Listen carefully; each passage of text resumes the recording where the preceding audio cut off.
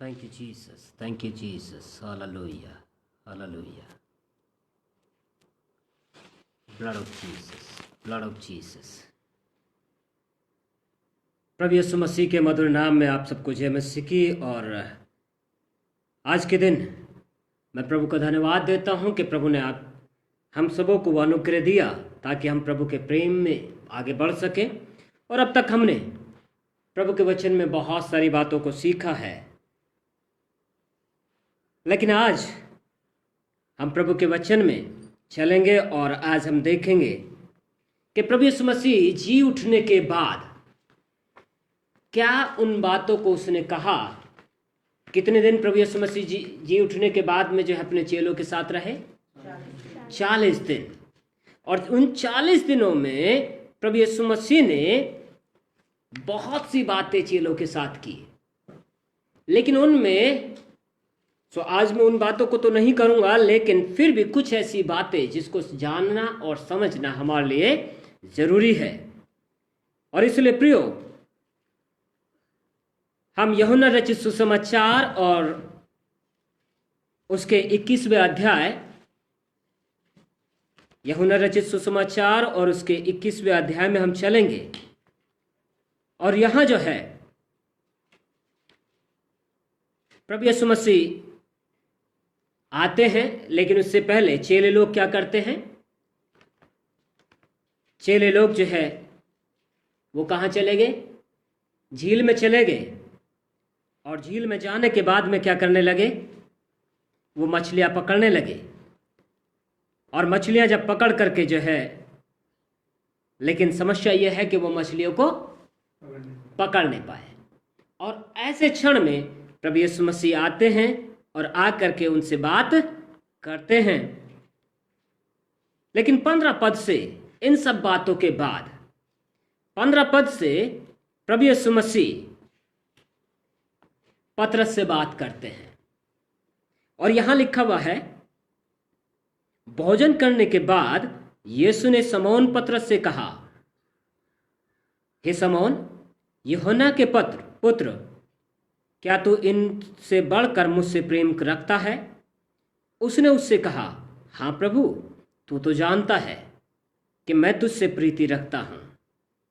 उसने उससे कहा, मेरे मेमनों को चरा। उसने फिर दूसरी बार उससे कहा, हे शमौन, यूहन्ना के पुत्र, क्या तू मुझसे प्रेम रखता है? उसने उससे कहा, हाँ प्रभु, तू जानता है कि मैं तुझसे प्रीति रखता हूं। उसने उससे कहा, मेरी भेड़ों की रखवाली कर।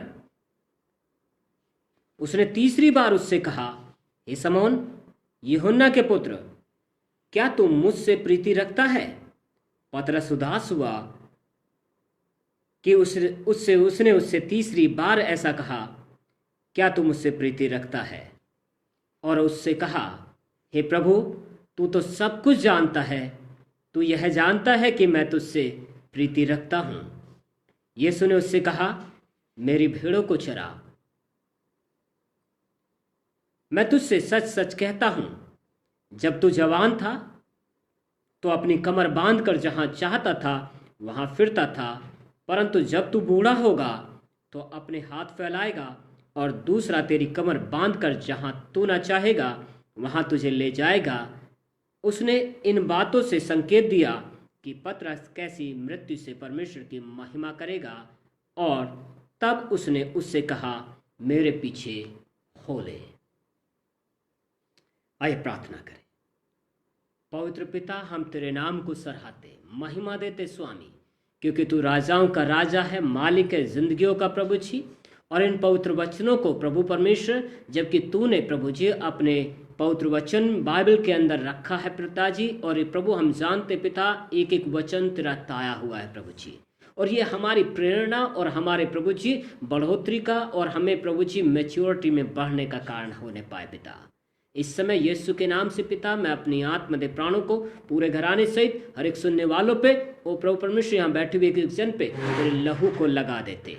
अब तेरे दूत निगहबानी करें और पवित्र आत्मा आप आए, हमारी समझ को खोल दीजिए ताकि हम तेरे वचन की गूढ़ बातों को समझ सकें। हमसे बोल और बातचीत कर, मसीह यीशु के जीवित नाम से मांगते हैं, आमीन। प्रियो, इस समय पे जो है वचन यहां पे कहता है कि प्रभु यीशु मसीह ने क्या किया, ये लोग मछली नहीं पकड़ पाए और उसके बाद में जो है उसने कहा कि तोड़ डालो, और ये लोग जो है कई बार शक करने लगे, लेकिन यीशु आया और उसने क्या किया, रोटी लेकर उन्हें दी और मछली भी दी।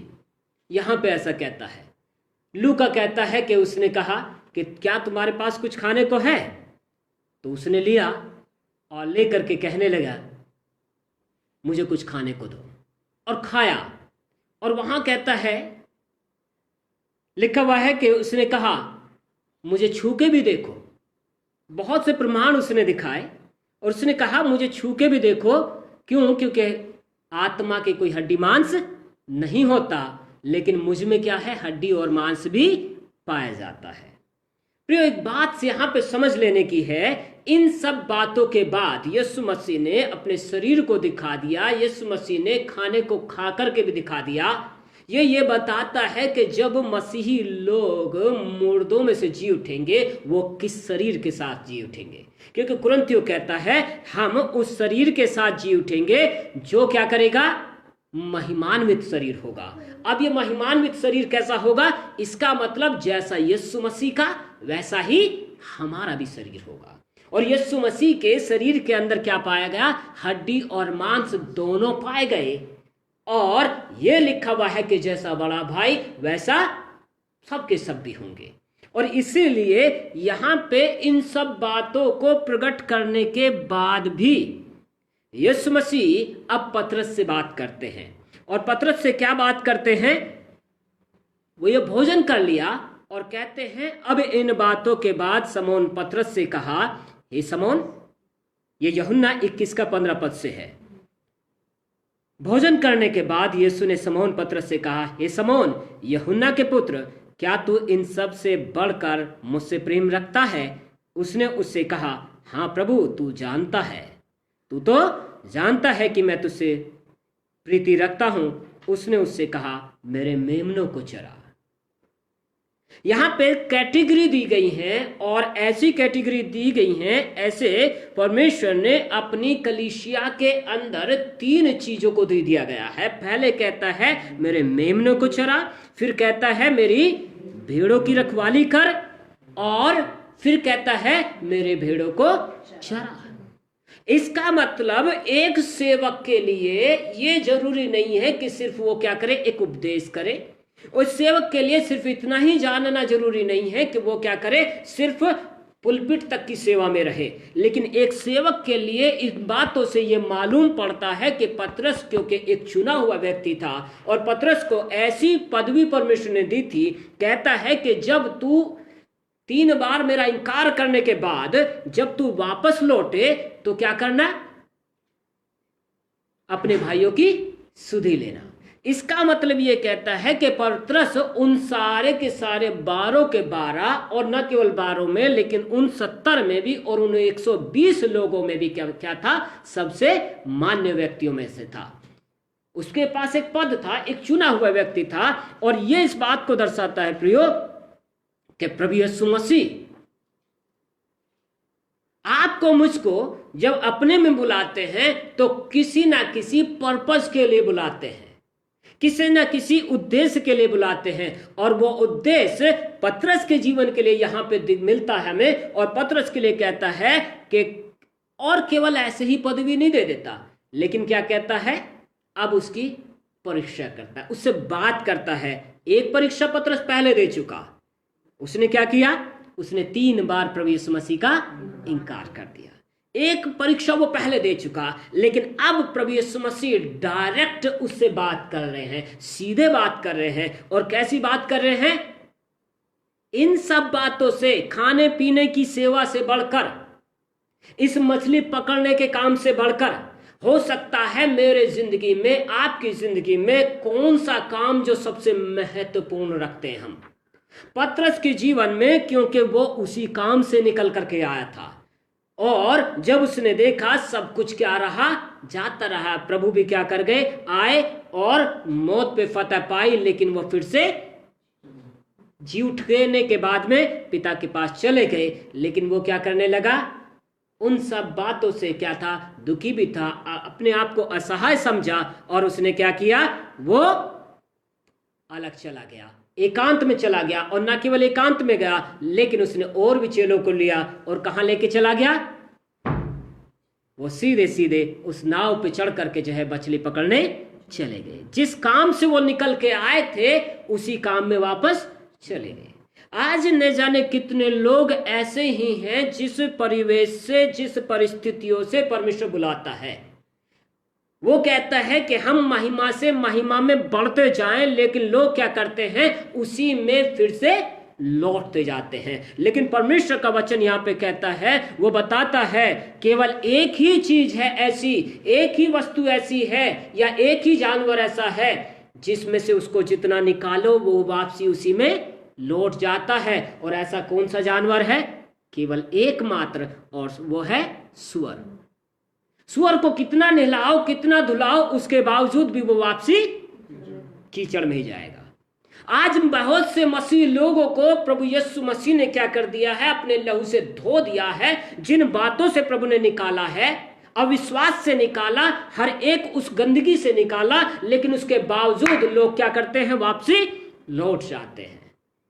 और ये जो दिन मिले हैं आपको मुझको कि हम वापसी ना हो, लेकिन प्रभु के प्रेम में हम बढ़ते चले जाएं। इसीलिए पतरस से प्रभु यीशु मसीह क्या कहते हैं, ये जो बातें तू कर रहा है, ये बातें वो हैं जो तूने पहले भी करी हैं, ये बातें वो हैं जो तेरे जीवन में पहले से पाई जाती थी, लेकिन मैंने तुझे इन 3.5 सालों में क्या किया, संवारा, सजोया और तुझे एक नाम दिया, एक पदवी दी कि तू भाइयों की क्या करे, शुद्ध ले।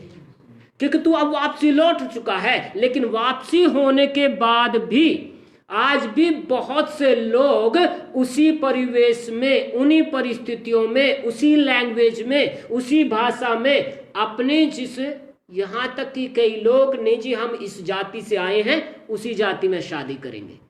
मतलब इतना हो चुका है कि लोग उस गंदगी से बाहर निकलना ही नहीं चाहते। और जब तक उस गंदगी से लोग बाहर निकलेंगे नहीं, प्रभु का प्रेम उनके जीवन में भरपूरी से नहीं आएगा, प्रभु की सामर्थ उनके जीवन में भरपूरी से काम नहीं करेगी। मेरे प्रियो, ये जानने और समझने की योग्य बात है कि प्रभु यीशु मसीह ने आपको मुझको बुलाया सिर्फ इस बात के लिए कि हम प्रभु की महिमा करें। और पतरस ने, जबकि वो वापस लौट चुका है, लेकिन वापस लौटने के बाद भी भाइयों की सुध नहीं ली कि उनको विश्वास में बढ़ाता, उनको वो ऊंचा उठाता। लेकिन क्या किया, वो जिस रोजगार से वो उसको निकाला था, जिन परिवेश से उसको निकाला था, उसी में वापस लौट गया। आज कितने लोग ऐसे ही बर्बाद हो रहे हैं, कितना उनको हाथ पकड़ पकड़ के खींच लाओ, उसके बावजूद वो वहीं पे चले जाते हैं। हमें समझना पड़ेगा। और ऐसी परिस्थितियों के बीच आज उन सब से भी, हर एक सुनने वाले से भी यही बात परमेश्वर करना चाहता है, मेरी जिंदगी से भी, कि क्या जिस परिस्थिति से मैंने तुझे निकाला है तू वापस उसी में जाएगा? क्या मैंने उसके लिए तुझे चुना है? इसीलिए प्रभु कहते हैं यहाँ पे, हे शमौन यूहन्ना के पुत्र, क्या तू इनसे बढ़कर मुझसे प्रेम रखता है? क्योंकि यदि आज हम प्रभु से प्रेम रखते हैं तो हम प्रभु की बात को मानने के लिए सबसे आगे रहेंगे, प्रभु की मानने के लिए हम तत्पर रहेंगे। यदि हम प्रभु की बात को मानने के लिए तैयार नहीं है तो इसका मतलब यह है कि हम उससे प्रेम भी नहीं रखते। और यहां पे यही प्रभु यीशु मसीह बार बार उससे कहते हैं, और उसने उससे कहा, हाँ प्रभु, तू तो जानता है कि मैं तुझसे कैसे प्रीति रखता हूं। उसने उससे कहा, मेरे मेमनों को चरा। जब तू प्रेम करता है तो क्या कर, मेरे मेमनों को चरा। मेमने क्या है? English we call it lamb. छोटे छोटे भेड़ के बच्चे, वो क्या है? मेमने हैं। तो अब आज भी इसका मतलब यह है कि जो लोग प्रभु में नए आए हैं, प्रभु में जन्मे हैं, उनको चराने की जरूरत है, उनको बढ़ाने की जरूरत है, उनको हम अपने शब्दों के द्वारा गिराने की जरूरत नहीं है, लेकिन उनको कैसे हम प्रभु में मजबूती दें। और प्रभु यीशु मसीह ने कहा, मेरे मेमनों को चरा। ये काम जो है केवल सेवक का नहीं है, ये काम जो है हर एक जो ईश्वर के राज्य का चेला बना है, ये उसका काम है। हर एक जो अपने आप को विश्वासी कहता है, ये उसका काम है। ये हर एक जो अपने आप को बुलाया हुआ कहता है, ये उसका काम है कि हम प्रभु में उन लोगों को मजबूती दें, उन लोगों को संभालें जो अभी प्रभु को जान ही रहे हैं। आगे वो कहता है, उसने फिर दूसरी बार उससे कहा, हे समौन यूहन्ना के पुत्र, क्या तू मुझसे प्रेम रखता है? आज भी परमेश्वर मुझसे और आपसे इन्हीं बातों को करता है। वो दूसरी बार भी पूछ रहा है उससे, क्या तू मुझसे प्रेम रखता है? उसने उससे कहा, हां प्रभु, तू जानता है कि मैं तुझसे प्रीति रखता हूं। उसने उससे कहा, मेरी भेड़ों की रखवाली कर। अब रखवाली करने के लिए आपको क्या चाहिए? ये भेड़ कौन है? ये भेड़ कौन है? हर एक जो अपने आप को बुलाया हुआ, हर एक जो अपने आप को विश्वासी कहता है, इसमें भी भेड़े हैं। कुछ बड़ी हैं, कुछ छोटी हैं। या बकरियों की बात नहीं कर रहा, लेकिन कहता है मेरी भेड़ों को चरा। इसका मतलब कलीसिया में तो मेमने भी हैं और भेड़े भी हैं और बकरियां भी हैं। इसका मतलब यह हुआ, ना केवल किस पे ध्यान देने की जरूरत है? मेमनों पे। और दूसरी बात किस पे ध्यान देने की जरूरत है? भेड़ों पे भी देने की जरूरत है। बकरियों की सुध लेने की बात नहीं कर रहा। किसकी बात कर रहा है? भेड़ों की बात कर रहा है। एक विश्वासी का काम यह है कि वो दूसरे विश्वासी को क्या करे? उत्साहित करे। हर एक विश्वासी का यह काम है कि वो हर एक को क्या करे? उत्साहित करे। लेकिन ये आज जो है एक दूसरे के जीवन में या कलीसियाओं के अंदर ये समस्या सबसे बढ़ करके है कि वहां पे एक दूसरे को कैसे गिराया जाए, कैसे उसको नीचे किया जाए। कलीसिया से निकले नहीं। शुक्र है कि अभी तो लॉकडाउन है। शुक्र है कि आज तो सिर्फ अपने अपने घरों में लोग बैठे हैं, वरना तो कलीसियाओं को क्या बना दिया? बाइबल कहती है, यीशु मसीह ने कहा, मेरा घर कैसा कहलाएगा? प्रार्थना का घर कहलाएगा। लेकिन तुमने क्या बना दिया? इसको डाकुओं की खो बना दिया है। वहां पे व्यापार की बात है, वहां पे जो है कैसे ये बहुत अच्छा चल रहा है, लेकिन कैसे इसको नीचे गिराऊं, इन बातों की बात है। और एक दूसरे की बुराइयां हैं, लेकिन कभी भी एक दूसरे को उठाने की बातें नहीं है। और जहां पे ये बातें रहेंगी, वो परमेश्वर का भवन हो ही नहीं सकता, वो परमेश्वर का मंदिर बन ही नहीं सकता। और परमेश्वर का मंदिर बेशक हम हैं, लेकिन जब एक जगह परमेश्वर ने चुना है, परमेश्वर ने रखा है, तो प्रियो जरूरी है कि हम उस जगह को प्रार्थना का स्थल ही रहने दें। हम उस जगह को उत्साह का स्थल रहने दें। हम उस जगह को हर एक झुकते हुए को सीधा करने का स्थान रहने दें। हर एक पापी को इस बात का स्थान रहने दें कि वो इस बात में वो अपने आप में आ जाए और जान ले कि मैं पापी हूं, और अपने पापों से क्या हो जाए? वो फिर जाए। कलीसिया इस बात का नाम है, और जहां पे परमेश्वर की भेड़ें पाई जाती हैं। इसलिए जरूरी है प्रियो, और पतरस को प्रभु ने यही कहा दूसरी बार पूछने के बाद कि क्या तू मुझसे प्रेम करता है? तो क्या कर? मेरी भेड़ों की रखवाली कर। अब उनको रखवाली किस तरीके से होती है? चराने का काम तो यह है कि भैया ध्यान रखना, सीधे सीधे वो सही जगह पे जाए, सूखी जगह पे न जाए। मेमनों को चराने का तो यह है, क्योंकि मेमना क्या है? छोटा है, उसको भेड़ों से क्या करना पड़ेगा? मिला के रखना पड़ेगा। और साथ साथ क्या करना पड़ेगा? उसको केवल दूध ही नहीं, उसको हल्का घास फूस और दूसरी चीजें भी खिलानी पड़ेंगी। इसका मतलब यह हुआ कि हर एक मेमने को जो अभी नया नया आ रहा है, उसको प्रभु के वचन में बढ़ाना पड़ेगा, और ना केवल उद्धार की बातों में, लेकिन कुछ और बातों में जहां पे वो क्या कर सके? बचना सीख सके कि जब दुष्ट आए तो कैसे तू बचाव कर सके। ये मेमनों को सिखाना जरूरी है।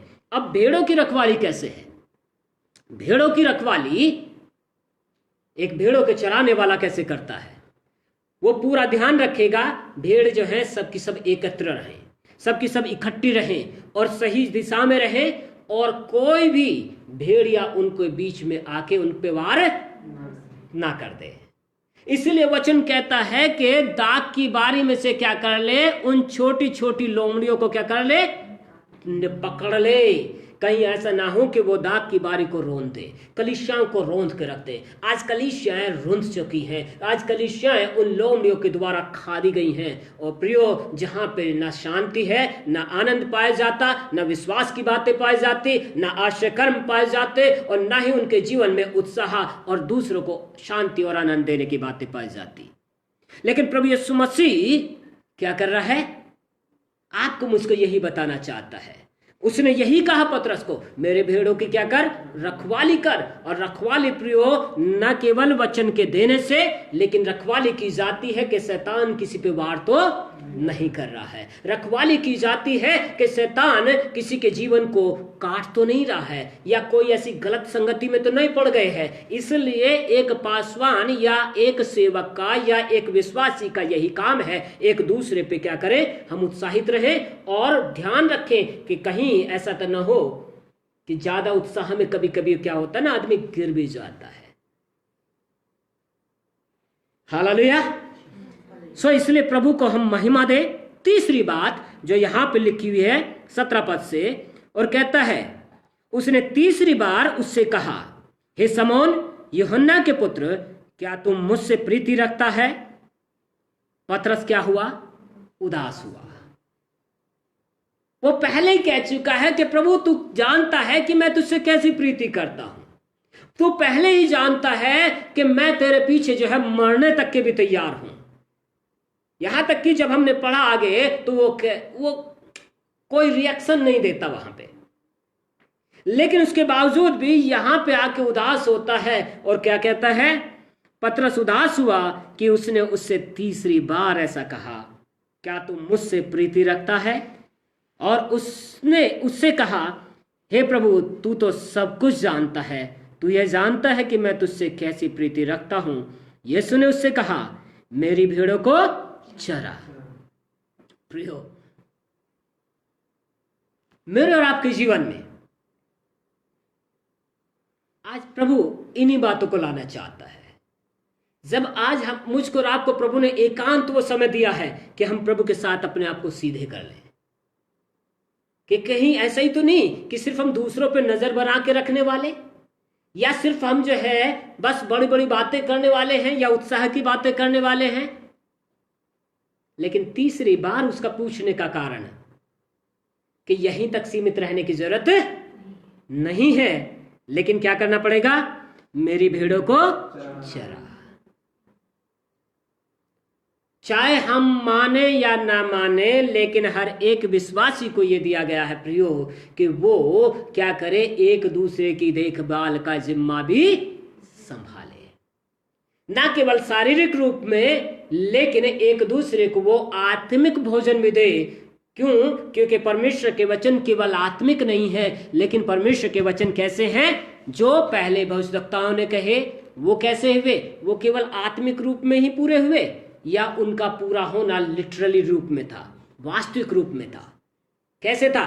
वास्तविक रूप में था। इसलिए प्रभु के वचन केवल जो है आत्मिक ही नहीं है, लेकिन वो इस संसार में हर पल मानने और जानने और उसमें चलने के योग्य है। प्रियो, परमेश्वर का वचन वास्तविक है, और वास्तविक रूप में आपकी मेरी चंगाई, आपके मेरे जीवन में प्रेम, आपके मेरे जीवन में जो है वो बढ़ोतरी के लिए दिया गया है।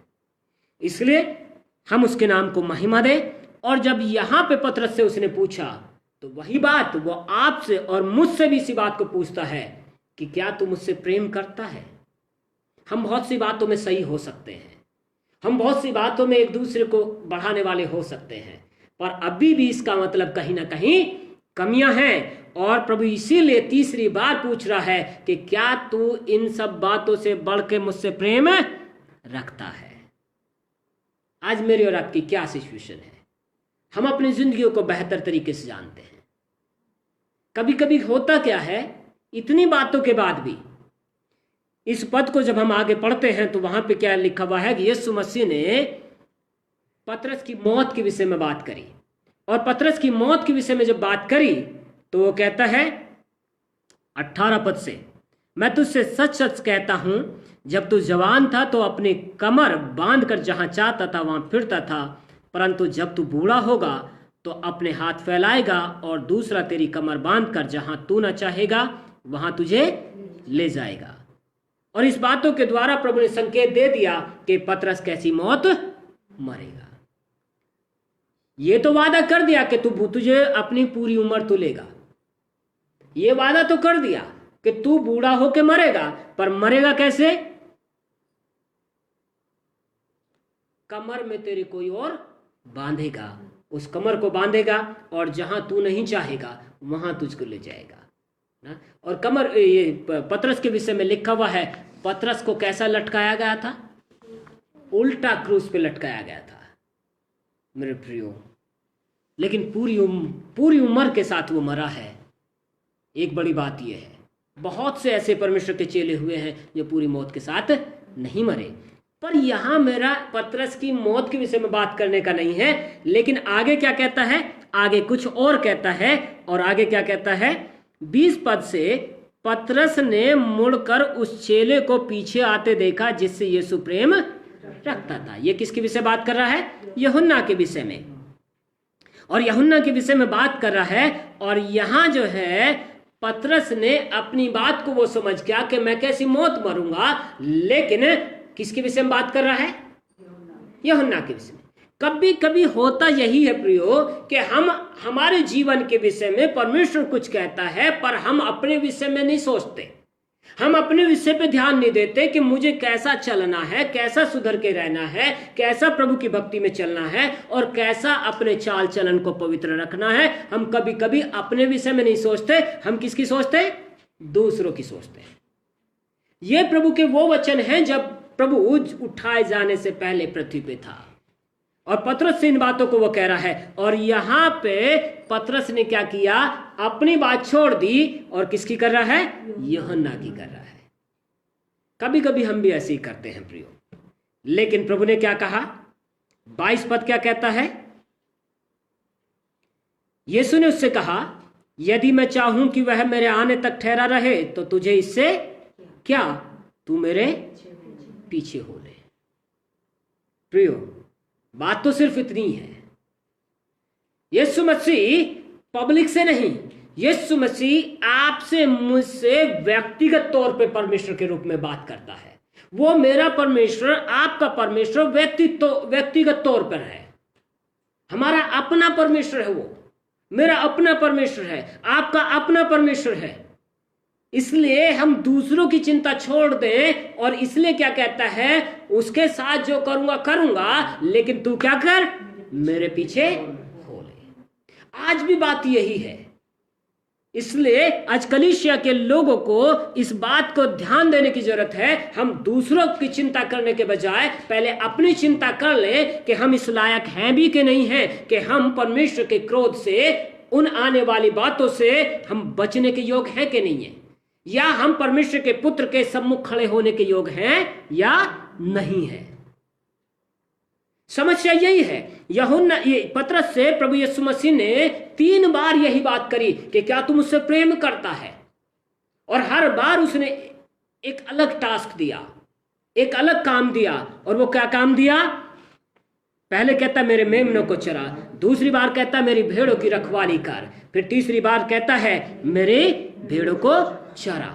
और रखवाली और चराने में फर्क है, मेमनों को चराने में फर्क है। इसलिए मुझे आपको इस बात को समझना पड़ेगा, केवल हमको जो मसीह में नए आए हैं उनको भी सिखाने की जरूरत है, उत्साहित करने की जरूरत है, लेकिन इस बात को भी जांचने की जरूरत है कि कहीं मेरा साथी प्रभु में जो बढ़ रहा था वो गिर तो नहीं गया। उसको ध्यान देने की जरूरत है और उसको ऊपर उठाने की जरूरत है। न केवल इतना, लेकिन इस चीज की भी जरूरत है कि चाहे मेरे साथी के विषय में परमेश्वर कुछ भी कहे कि वो कैसी मौत मरेगा या नहीं मरेगा, या उसको परमेश्वर कितना उठाना चाहे या ना उठाना चाहे, लेकिन प्रभु जब मुझसे और आपसे कुछ कह रहा है तो इस बात को जान लीजिए कि वो बात मुझको और आपको जाननी है और माननी है और 100% माननी है। क्योंकि वहां पे कहता है यदि मैं चाहूं कि वह मेरे आने तक ठहरा रहे तो तुझे इससे क्या काम, तू मेरे पीछे हो ले। मुझे और आपको उसके पीछे होने की जरूरत है प्रियो, ताकि हम आने वाले क्रोध से हम बचे रहें, आने वाली समस्याओं से, क्योंकि अभी केवल एक कोरोना है, न जाने कितनी और समस्याएं इस हमारे संसार के ऊपर आने वाली हैं। इसलिए प्रभु इन सब बातों से हमें बचा के रखे, उन प्रकोप से हम बचे रहे और प्रभु के सम्मुख हम खड़े होने के योग्य ठहर जाएं, यही हमारे लिए काफी है। लेकिन हम ठहरेंगे कैसे? जब तक कि जो कुछ प्रभु ने आपसे मुझसे कहा है हम उसको माने ना और उसको करें ना। तो इसलिए जरूरी है हम उन बातों को माने और उन बातों को करें। यही आपके मेरे लिए भला है प्रियो। हम इधर उधर की बात छोड़ दें, चिंताएं छोड़ दें। चिंता करना प्रभु का काम है, मेरा और आपका काम है जो प्रभु ने आज्ञा दी है उसको फॉलो करें, 101% फॉलो करें। नहीं तो प्रभु, जैसे आज 3 बार हमने पढ़ा कि पतरस से पूछा कि क्या तू मुझसे प्रेम करता है, आज वो मुझसे और आपसे भी यही करता है, यही पूछता है कि क्या तू मुझसे प्रेम करता है। प्रेम करता है तो कुछ करना पड़ेगा प्रियो, और करना यह पड़ेगा हमें नए लोग जो प्रभु में आ रहे उनको संभालना पड़ेगा। जो प्रभु में पहले से हैं भेड़े उनको भी मजबूती देनी पड़ेगी, उनको भी रखवाली करनी पड़ेगी कि कहीं वो गलत शिक्षाओं में तो नहीं पड़ गए, कहीं गलत धारणाओं में तो नहीं पड़े गए।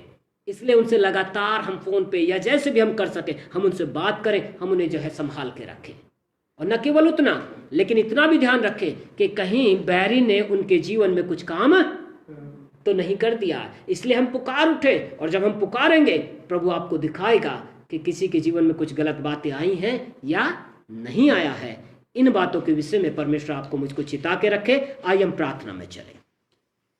पवित्र पिता, हम तेरे नाम को सराहते, महिमा देते पिता कि धन्यवाद प्रभु तेरे पवित्र वचन हमारे सुधारने और हमारे सीखने के लिए और हमें प्रभु तुझमें सिद्धता की ओर लेके जाने के लिए है। प्रभु आज तूने पतरस के जीवन से हमसे बोला, बातचीत किया। धन्यवाद प्रभु जी। पवित्र आत्मा अब हमारी सहायता मदद कर कि जब प्रभु जी आपने पतरस से पूछे ये सवाल, तो आज आपने हमसे भी पूछे हैं कि क्या हम तुझसे प्रेम करते हैं। और पिताजी हमारा यही प्रभु तुझको उत्तर है कि हाँ, हम तुझे हर बातों से बढ़कर के प्रेम करते हैं। तो प्रभु धन्यवाद प्रभु परमेश्वर, तूने हमें टास्क दिए हैं प्रभु, तूने हमें काम दिए हैं ताकि हम एक दूसरे को संभालना जाने और ताकि हम प्रभु तेरे प्रेम में बढ़ते चले जाएं, और जो कुछ तूने कहा है प्रभु उसके अनुसार हम करने वाले हो जाएं। और जैसा प्रभु तूने पतरस से कहा कि दूसरे के विषय में नहीं, चाहे उसके विषय में कुछ भी करूं, लेकिन तू मेरे पीछे हो ले। प्रभु ऐसा अनुग्रह कर कि हम निरंतर तेरे पीछे होते चले जाएं और तेरी महिमा अपने जीवन के द्वारा करते चले जाएं। सारा आदर महिमा आपको देते प्रभु।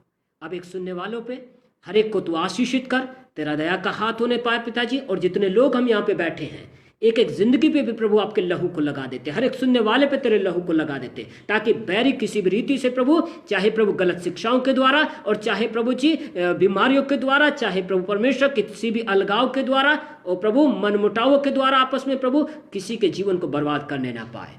प्रभु हम तेरे लहू का बाड़ा एक एक जिंदगियों पर लगा देते।